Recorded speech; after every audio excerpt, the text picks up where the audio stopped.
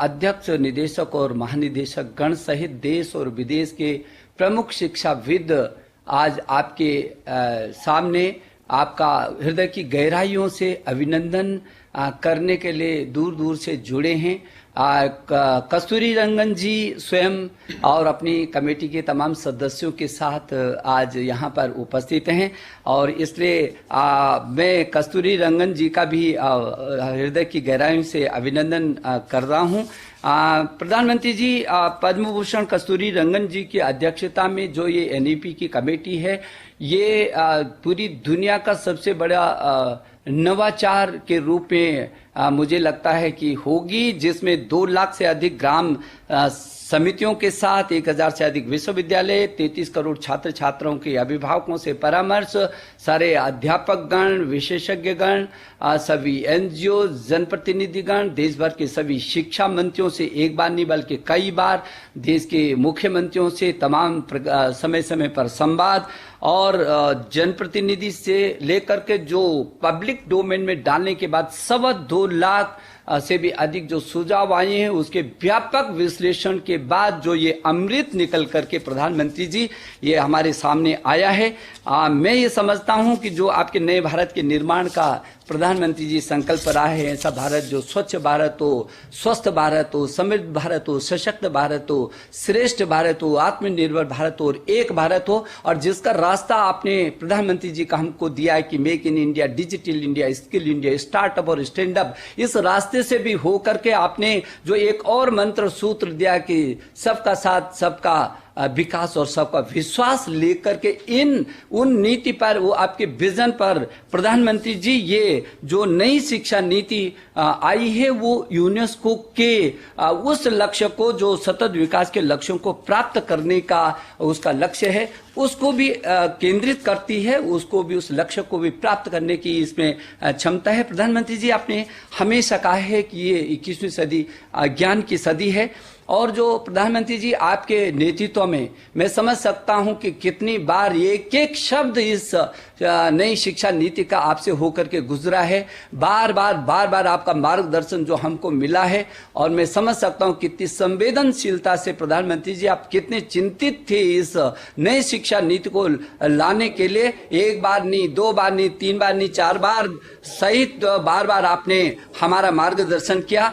आपके मानवता के व्यापक विजन के साथ मानवीय मूल्यों के आधार पर समावेशी और सार्वभौमिकता लिए उत्कृष्टता और गुणवत्ता से ज्ञान, विज्ञान, अनुसंधान, प्रौद्योगिकी तथा नवाचार के साथ उदारवादी और विश्व प्रतिस्पर्धी रूप में भारत नॉलेज वेस्ट सुपर पावर बनाने के लिए, आपके श्रेष्ठ भारत के संकल्प को धरती पर क्रियान्वित करने के लिए आज ये देश भर का शिक्षा परिवार प्रधानमंत्री जी एकत्रित हुआ है। हम आपको भरोसा दिलाने के लिए दूर दूर से आपके साथ जुड़े हैं। मैं बहुत विनम्रता से आपको निवेदन करना चाहता हूं, प्रधानमंत्री जी हमारा मार्गदर्शन करें, आपके आशीर्वाद के हम अभिलाषी हैं। प्रधानमंत्री जी नमस्कार। मंत्रिमंडल में मेरे सहयोगी श्रीमान रमेश पोखरियाल निशंक जी, श्रीमान संजय धोत्रे जी, नेशनल एजुकेशन पॉलिसी, राष्ट्रीय शिक्षा नीति में बहुत महत्वपूर्ण भूमिका निभाने वाले देश के जाने माने वैज्ञानिक डॉक्टर कस्तूरी रंगन जी और उनकी टीम, इस सम्मेलन में भाग ले रहे वाइस चांसलर्स, अन्य सभी शिक्षाविद, सभी महानुभाव, आप सभी का बहुत बहुत अभिनंदन। नेशनल एजुकेशन पॉलिसी, राष्ट्रीय शिक्षा नीति के संदर्भ में आज का ये इवेंट बहुत ही महत्वपूर्ण है। इस कॉन्क्लेव से भारत के एजुकेशन वर्ल्ड को नेशनल एजुकेशन पॉलिसी, राष्ट्रीय शिक्षा नीति के विभिन्न पहलुओं के बारे में विस्तृत जानकारी मिलेगी। जितनी जानकारी और ज्यादा जानकारी ज्यादा स्पष्ट होगी, फिर उतना ही आसान इस राष्ट्रीय शिक्षा नीति का इम्प्लीमेंटेशन भी होगा। साथियों, 3-4 साल के व्यापक विचार विमर्श के बाद लाखों सुझावों पर लंबे मंथन के बाद राष्ट्रीय शिक्षा नीति को स्वीकृत किया गया है। आज देश भर में इसकी व्यापक चर्चा हो रही है। अलग अलग क्षेत्र के लोग, अलग अलग विचारधाराओं के लोग अपने व्यूज दे रहे हैं, राष्ट्रीय शिक्षा नीति को रिव्यू कर रहे हैं। ये एक हेल्दी डिबेट है। ये जितनी ज्यादा होगी, उतना ही लाभ देश की शिक्षा व्यवस्था को मिलेगा। ये भी खुशी की बात है कि राष्ट्रीय शिक्षा नीति आने के बाद देश के किसी भी क्षेत्र से, किसी भी वर्ग से ये बात नहीं उठी कि इसमें किसी तरह का बायस है या किसी एक तरफा कोई झुकाव है। ये एक इंडिकेटर भी है कि लोग बरसों से चली आ रही एजुकेशन सिस्टम में जो बदलाव चाहते थे, वो उन्हें देखने को मिले हैं। वैसे कुछ लोगों के मन में ये सवाल आना बहुत स्वाभाविक है कि इतना बड़ा रिफॉर्म कागज पर तो कर दिया, लेकिन इसे जमीन पर कैसे उतारा जाएगा? यानी अब सबकी निगाहें इसके इम्प्लीमेंटेशन की तरफ है। इस चैलेंज को देखते हुए व्यवस्थाओं को बनाने में जहां कहीं कुछ सुधार की आवश्यकता है, वह हमें सबको मिलकर के करना है और करना ही है। आप सभी राष्ट्रीय शिक्षा नीति के इम्प्लीमेंटेशन में और उस काम में सीधे तौर पर जुड़े हैं और इसलिए आप सबकी भूमिका बहुत ज्यादा है, बहुत अहम है। जहां तक पॉलिटिकल विल की बात है, मैं पूरी तरह कमिटेड हूं, मैं पूरी तरह आपके साथ हूं। साथियों, हर देश अपनी शिक्षा व्यवस्था को अपनी नेशनल वैल्यूज के साथ जोड़ते हुए अपने नेशनल गोल्स के अनुसार रिफॉर्म्स करते हुए आगे बढ़ता है। मकसद ये होता है कि देश का एजुकेशन सिस्टम अपनी वर्तमान और आने वाली पीढ़ियों को फ्यूचर रेडी रखे, फ्यूचर रेडी करें। भारत की नेशनल एजुकेशन पॉलिसी, राष्ट्रीय शिक्षा नीति का आधार भी यही सोच है। राष्ट्रीय शिक्षा नीति 21वीं सदी के भारत की, नए भारत की फाउंडेशन तैयार करने वाली है। 21वीं सदी के भारत को हमारे युवाओं और हमारे युवाओं को जिस तरह की एजुकेशन की जरूरत है, जैसी स्किल्स चाहिए, राष्ट्रीय शिक्षा नीति पर इन बातों पर विशेष फोकस है। भारत को ताकतवर बनाने के लिए विकास की नई ऊंचाई पर पहुंचाने के लिए भारत के नागरिकों को और सशक्त करने के लिए उन्हें ज्यादा से ज्यादा अवसरों के उपयुक्त बनाने के लिए इस एजुकेशन पॉलिसी में खास जोर दिया गया है। जब भारत का स्टूडेंट चाहे वो नर्सरी में हो या फिर कॉलेज में साइंटिफिक तरीके से पढ़ेगा,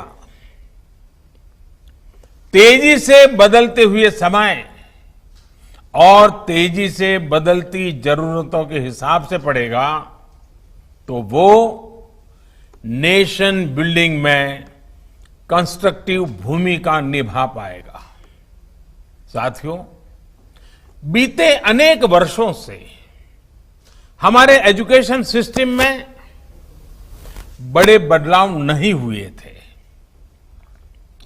परिणाम ये हुआ कि हमारे समाज में क्यूरोसिटी और इमेजिनेशन की वैल्यूज को प्रमोट करने के बजाय भेड़ चाल को ही प्रोत्साहन मिलने लगा था। कभी डॉक्टर बनने के लिए होड़ लगी, कभी इंजीनियर बनाने की होड़ लगी, कभी वकील बनाने की होड़ लगी। इंटरेस्ट, एबिलिटी और डिमांड की मैपिंग किए बिना होड़ लगाने की प्रवृत्ति से एजुकेशन को बाहर निकालना जरूरी था। हमारे स्टूडेंट्स में, हमारे युवाओं में क्रिटिकल थिंकिंग और इनोवेटिव थिंकिंग विकसित कैसे हो सकती है, जब तक हमारी शिक्षा में पैशन ना हो, फिलॉसॉफी ऑफ एजुकेशन ना हो, पर्पज ऑफ एजुकेशन ना हो। साथियों, आज गुरुवर रविंद्रनाथ ठाकुर की पुण्यतिथि भी है। वो कहते थे, उच्चतम शिक्षा वो है जो हमें सिर्फ जानकारी नहीं देती, बल्कि हमारे जीवन को समस्त अस्तित्व के साथ सद्भाव में लाती है। निश्चित तौर पर राष्ट्रीय शिक्षा नीति का बृहद लक्ष्य इसी से जुड़ा है। इसके लिए टुकड़ों में सोचने के बजाय एक होलिस्टिक अप्रोच की जरूरत थी, जिसको सामने रखने में राष्ट्रीय शिक्षा नीति सफल रही है। साथियों, आज जब राष्ट्रीय शिक्षा नीति मूर्त रूप ले चुकी है, तो मैं उस समय और सवालों की भी चर्चा आपसे करना चाहता हूं, जो हमारे सामने शुरुआती दिनों में आए थे। उस समय जो दो सबसे बड़े सवाल थे, वो यही थे कि क्या हमारी शिक्षा व्यवस्था हमारे युवाओं को क्रिएटिव, क्यूरियोसिटी और कमिटमेंट ड्रिवन लाइफ के लिए मोटिवेट करती है। आप लोग इस क्षेत्र में इतने वर्षों से हैं, आपने अपना जीवन शिक्षा के लिए खपा दिया है, समर्पित किया है। आप लोग इसका जवाब बेहतर जानते हैं। साथियों, हमारे सामने दूसरा सवाल था कि क्या हमारी शिक्षा व्यवस्था हमारे युवाओं को एम्पावर करती है, देश में एक एम्पावर्ड सोसाइटी के निर्माण में मदद करती है। आप सब इन सवालों से भी परिचित हैं और जवाबों से भी भली भांति परिचित है। साथियों, आज मुझे संतोष है कि भारत की नेशनल एजुकेशन पॉलिसी, राष्ट्रीय शिक्षा नीति को बनाते समय इन सवालों पर गंभीरता से काम किया गया। साथियों, बदलते समय के साथ एक नई विश्व व्यवस्था, एक नए रंग रूप और व्यवस्थाओं में बदलाव, एक नई विश्व व्यवस्था खड़ी हो रही है। एक नया ग्लोबल स्टैंडर्ड भी तय हो रहा है। इसके हिसाब से भारत का एजुकेशन सिस्टम खुद में बदलाव करे, ये भी किया जाना बहुत जरूरी था। स्कूल करिकुलम के 10+2 स्ट्रक्चर से आगे बढ़कर अब 5+3+3+4 करिकुलम का स्ट्रक्चर देना इसी दिशा में एक कदम है। हमें अपने स्टूडेंट्स को ग्लोबल सिटीजन भी बनाना है और इसका भी ध्यान रखना है कि वे ग्लोबल सिटीजन तो बने, लेकिन साथ साथ अपनी जड़ों से भी जुड़े रहें। जड़ से लेकर के जग तक, मनुष्य से मानवता तक, अतीत से आधुनिकता तक सभी बिंदुओं का समावेश करते हुए इस राष्ट्रीय शिक्षा नीति का स्वरूप तय किया गया है। साथियों, इस बात में कोई विवाद नहीं है कि बच्चों के घर की बोली और स्कूल में पढ़ाई की भाषा एक ही होने से बच्चों के सीखने की गति बेहतर होती है। ये एक बहुत बड़ी वजह है जिसकी वजह से जहां तक संभव हो 5th क्लास तक बच्चों को उनकी मातृभाषा में ही पढ़ाने पर सहमति दी गई है। इससे बच्चों को और बच्चों की नींव तो मजबूत होगी ही, उनके आगे की पढ़ाई के लिए भी उनका बेस और मजबूत होगा। साथियों, अभी तक जो हमारी शिक्षा व्यवस्था है उसमें व्हाट टू थिंक, मैं बहुत जिम्मेवारी से बोल रहा हूं, व्हाट टू थिंक पर फोकस रहा है, जबकि इस शिक्षा नीति में हाउ टू थिंक उस पर बल दिया जा रहा है। ये मैं इसलिए कह रहा हूं कि आज जिस दौर में हम, और ये दौर ऐसा है जहां इंफॉर्मेशन और कंटेंट की कोई कमी नहीं है, एक प्रकार से बाढ़ आई हुई है। हर प्रकार की जानकारी आपके मोबाइल फोन पर अवेलेबल है। जरूरी यह है कि कौन सी जानकारी हासिल करनी है, क्या पढ़ना है। इस बात को ध्यान में रखकर ही राष्ट्रीय शिक्षा नीति में प्रयास किया गया है कि जो पढ़ाई के लिए लंबा चौड़ा सिलेबस होता है, ढेर सारी किताबें होती हैं, उसकी अनिवार्यता को कम किया जाए। अब कोशिश ये है कि बच्चों को सीखने के लिए inquiry based, discovery based, discussion based और एनालिसिस बेस्ड तरीकों पर जोर दिया जाए। इससे बच्चों में सीखने की ललक बढ़ेगी और उनके क्लास में उनका पार्टिसिपेशन भी बढ़ेगा। साथियों, हर विद्यार्थी को, स्टूडेंट को यह अवसर मिलना ही चाहिए कि वो अपने पैशन को फॉलो करे,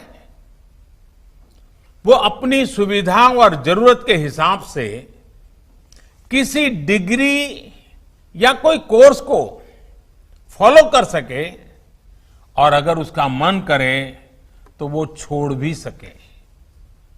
अक्सर ऐसा होता है कि कोई कोर्स करने के बाद स्टूडेंट जब जॉब के लिए जाता है तो उसे पता चलता है कि जो उसने पढ़ा है वो जॉब की रिक्वायरमेंट को पूरा नहीं करता। कई स्टूडेंट को अलग अलग वजहों के से बीच में ही कोर्स छोड़कर जॉब करनी पड़ती है। ऐसे सभी स्टूडेंट्स की जरूरतों का ख्याल रखते हुए मल्टीपल एंट्री एग्जिट का ऑप्शन दिया गया है। अब स्टूडेंट वापस अपने कोर्स से जुड़कर अपनी जॉब रिक्वायरमेंट के हिसाब से ज्यादा इफेक्टिव तरीके से पढ़ाई कर सकता है, लर्न कर सकता है। इसका एक और एस्पेक्ट है, जब स्टूडेंट्स को यह भी स्वतंत्रता होगी कि अगर वो कोई कोर्स बीच में छोड़कर दूसरे कोर्स में प्रवेश लेना चाहे तो वो कर सकते हैं। इसके लिए वो पहले कोर्स से एक निश्चित समय तक ब्रेक ले सकते हैं और दूसरा कोर्स ज्वाइन कर सकते हैं। हायर एजुकेशन को स्ट्रीम से मुक्त करने, मल्टीपल एंट्री और एग्जिट क्रेडिट बैंक के पीछे यही एक बहुत लंबे दूर की सोच के साथ हम आगे आए हैं। हम उस एरा की तरफ बढ़ रहे हैं जहां कोई व्यक्ति जीवन भर किसी एक प्रोफेशन में ही नहीं टिका रहेगा। बदलाव निश्चित है, मान के चलिए, और इसके लिए उसे निरंतर खुद को रीस्किल और अपस्किल करते रहना ही होगा। नेशनल एजुकेशन पॉलिसी, राष्ट्रीय शिक्षा नीति में इसका भी बारीकी से ध्यान रखा गया है। साथियों, किसी भी देश के विकास में एक बड़ी भूमिका रहती है समाज के हर तबके की गरिमा, उसकी डिग्निटी। समाज का कोई व्यक्ति कोई भी काम करता हो, कोई निम्न नहीं होता है। हमें ये सोचना चाहिए कि भारत जैसे सांस्कृतिक रूप से समृद्ध रहे देश में ये बुराई कहां से आई? ऊंच नीच का भाव, मेहनत मजदूरी करने वालों के प्रति हीन भाव, इस प्रकार की विकृति हमारे अंदर कैसे घर कर गई? इसकी एक बड़ी वजह रही है कि हमारी एजुकेशन का समाज के इस तबके के साथ एक डिस्कनेक्ट रहा। जब गांवों में जाएंगे, किसान को, श्रमिकों को, मजदूरों को काम करते देखेंगे, तभी तो उनके बारे में जान पाएंगे, उन्हें समझ पाएंगे वो कितना बड़ा योगदान कर रहे हैं। समाज की आवश्यकताओं की पूर्ति के लिए वो कैसे अपना जीवन खपा रहे हैं। उनके श्रम का सम्मान करना हमारी पीढ़ी को, वर्तमान को, भावी पीढ़ी को सीखना ही होगा। इसलिए राष्ट्रीय शिक्षा नीति में स्टूडेंट एजुकेशन और डिग्निटी ऑफ लेबर, उस पर भी बहुत ध्यान दिया गया है। साथियों, 21वीं सदी के भारत से पूरी दुनिया को बहुत अपेक्षाएं हैं। भारत का सामर्थ्य है कि वो टैलेंट और टेक्नोलॉजी का समाधान पूरी दुनिया को दे सकता है, हमारी इस जिम्मेदारी को भी हमारी एजुकेशन पॉलिसी एड्रेस करती है।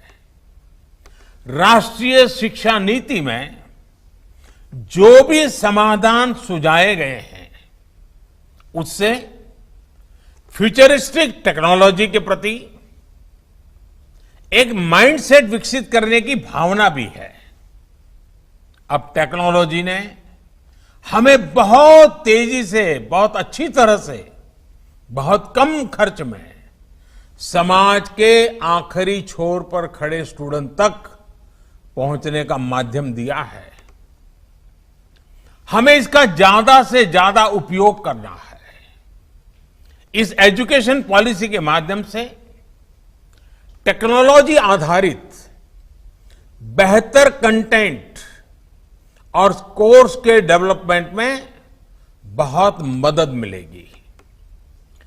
बेसिक कंप्यूटिंग पर बल हो, कोडिंग पर फोकस हो, या फिर रिसर्च पर ज्यादा जोर, ये सिर्फ एजुकेशन सिस्टम ही नहीं बल्कि पूरे समाज की अप्रोच को बदलने का माध्यम बन सकता है। वर्चुअल लैब जैसे कंसेप्ट ऐसे लाखों साथियों तक बेहतर शिक्षा के सपने को ले जाने वाला है, जो पहले से ही सब्जेक्ट्स पढ़ ही नहीं पाते थे, जिसमें लैब एक्सपेरिमेंट जरूरी हो। नेशनल एजुकेशन पॉलिसी, राष्ट्रीय शिक्षा नीति हमारे देश में रिसर्च और एजुकेशन के गैप को खत्म करने में भी अहम भूमिका निभाने वाली है। साथियों, जब इंस्टीट्यूशंस और इंफ्रास्ट्रक्चर में ये रिफॉर्म्स रिफ्लेक्ट होंगे, तभी राष्ट्रीय शिक्षा नीति को अधिक प्रभावी और त्वरित गति से इंप्लीमेंट किया जा सकेगा। आज समय की मांग है कि इनोवेशन और एडॉप्शन की जो वैल्यूज हम समाज में निर्मित करना चाहते हैं, वो खुद हमारे देश के इंस्टीट्यूशन से शुरू होनी चाहिए, और जिसका नेतृत्व आप सबके पास है। जब हम एजुकेशन और विशेष हायर एजुकेशन को एम्पावर्ड सोसाइटी के निर्माता के रूप में खड़ा करना चाहते हैं, तो इसके लिए हायर एजुकेशन इंस्टीट्यूशंस को भी एम्पावर करना जरूरी है। और मैं जानता हूं, जैसे ही इंस्टीट्यूशंस को एम्पावर करने की बात आती है, तो उसके साथ ही एक और शब्द चला आता है, और वो शब्द आप भली बात ही जानते हैं। वो शब्द क्या है? ऑटोनॉमी। ऑटोनॉमी। आप भी जानते हैं कि ऑटोनॉमी को लेकर हमारे यहां दो तरह के मत पूरे देश में प्रवर्तमान है। एक कहता है कि सब कुछ सरकारी नियंत्रण से पूरी सख्ती से चलना चाहिए, तो दूसरा कहता है कि सभी संस्थानों को बाय डिफॉल्ट ऑटोनॉमी मिलनी चाहिए। पहली अप्रोच में नॉन गवर्नमेंट संस्थानों के प्रति मिसट्रस्ट दिखता है, तो दूसरी अप्रोच में ऑटोनॉमी को एंटाइटलमेंट के रूप में भी ट्रीट किया जाता है। गुड क्वालिटी एजुकेशन का रास्ता इन दोनों के बीच में से ही निकलता है, दोनों मतों के मध्य से ही निकलता है। जो संस्थान क्वालिटी एजुकेशन के लिए ज्यादा काम करे, उसको ज्यादा फ्रीडम से रिवॉर्ड किया जाना चाहिए। इससे क्वालिटी को एनकरेजमेंट मिलेगा और सबको ग्रो करने के लिए इंसेंटिव भी मिलेगा। नेशनल एजुकेशन पॉलिसी, राष्ट्रीय शिक्षा नीति आने से पहले हाल के वर्षों में आपने भी देखा है कि कैसे हमारी सरकार ने अनेकों इंस्टीट्यूशंस को ऑटोनॉमी देने की पहल की है। मुझे उम्मीद है राष्ट्रीय शिक्षा नीति का जैसे जैसे विस्तार होगा, शिक्षा संस्थानों को ऑटोनॉमी की प्रक्रिया भी और तेज होगी। साथियों, देश के पूर्व राष्ट्रपति, महान वैज्ञानिक डॉक्टर एपीजे अब्दुल कलाम कहा करते थे, the purpose of education is to make good human beings with skill and expertise. Enlightened human beings can be created by teachers. वाकई शिक्षा व्यवस्था में बदलाव देश को अच्छे स्टूडेंट्स, अच्छे प्रोफेशनल्स और उत्तम नागरिक देने का बहुत बड़ा माध्यम आप सभी हैं, आप सभी टीचर्स ही हैं, प्रोफेसर्स ही हैं। शिक्षा जगत से जुड़े आप ही लोग इस काम को करते हैं और कर सकते हैं। इसलिए नेशनल एजुकेशन पॉलिसी, राष्ट्रीय शिक्षा नीति में डिग्निटी ऑफ टीचर्स का भी ध्यान रखा गया है। एक प्रयास ये भी है कि भारत का जो टैलेंट है वो भारत में ही रहकर आने वाली पीढ़ियों का विकास करे। राष्ट्रीय शिक्षा नीति में टीचर ट्रेनिंग पर बहुत जोर है। वो अपनी स्किल्स लगातार अपडेट करते रहें, इस पर बहुत जोर है। I believe when a teacher learns, a nation leads.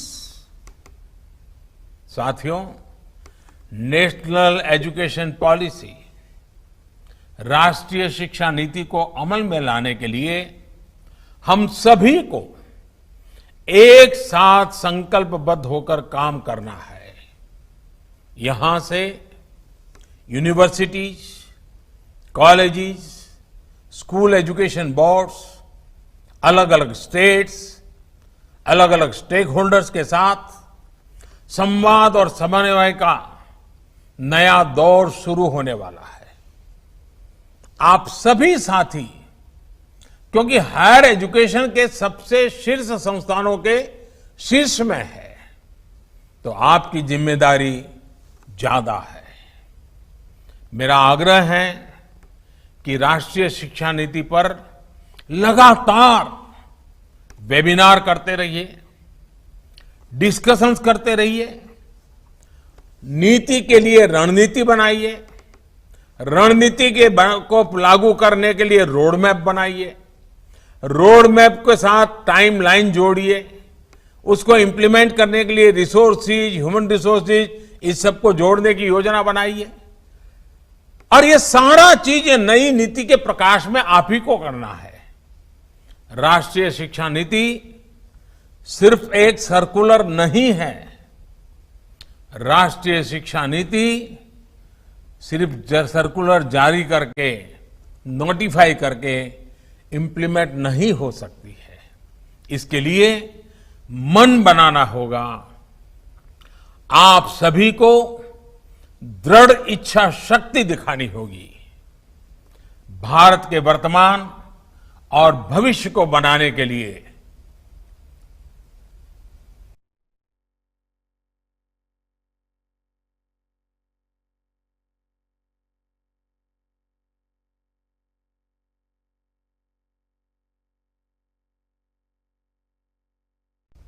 हमारे इन प्रयासों से पूरी शताब्दी को एक दिशा मिलने वाली है।